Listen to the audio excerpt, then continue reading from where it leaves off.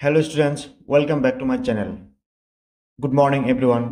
আজি আমি আলোচনা কৰিম LCM আৰু HCF কেনেকৈ ওলায়। অতি সহজ ভাষাৰে তোমালোকক মই বুজাবলৈ চেষ্টা কৰিম।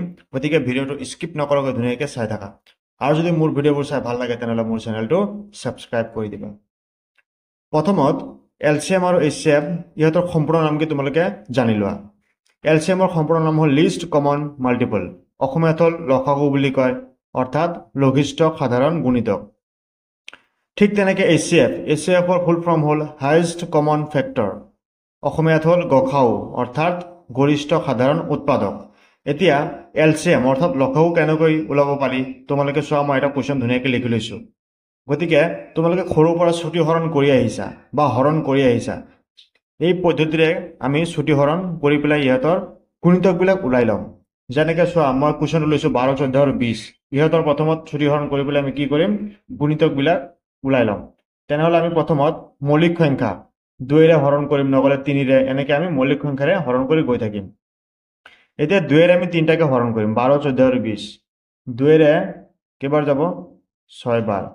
2ৰে 14 7 বাৰ, 10 বাৰ। দেন আকৌ 2ৰে কৰা 3 বাৰ, 7 বাৰ, 5 বাৰ। আকৌ 3ৰে দিয়া 3ক একবাৰ, 7ক নাযায় নমাই দিয়া, 5ক নাযায় নমাই দিয়া। ঠিক তেনেকৈ 7ৰে দিয়া 7ক একবাৰ, 5ক নাযায় নমাই দিয়া। ঠিক তেনেকৈ 5ৰে 5ক একবাৰ। এতিয়া যোনবিলাক গুণিতক ওলাইছে সিহঁতক আমি লিখি দিম ধুনীয়াকৈ। কি কি পাইছো, 2 2টা, 3 এটা, 7 এটা, 5 এটা, 1 3টা। গোটেইখিনি পূৰণ কৰিলে হৈ যাব তোমাৰ 420। গতিকে 420 হৈ গ'ল 12, 14 আৰু 20ৰ লসাগু। এতিয়া আমি গসাগু ওলাম। গসাগু কেনেকৈ ওলাম চোৱা, 20, 40 আৰু 60। প্ৰথমত আমি 20ক হৰণ কৰি ল'ম, ছুটি হৰণ কৰি ল'ম।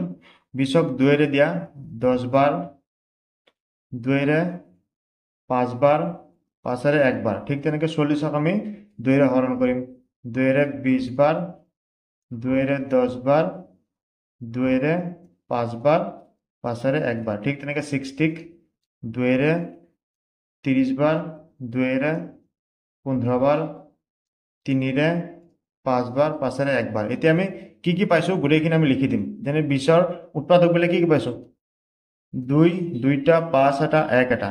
ঠিক তেনেকৈ 2 3টা, 5 এটা, 1 এটা। ঠিক তেনেকৈ 60ৰ 2 2টা, 3 এটা, 5 এটা, 1 এটা। ইহঁতৰ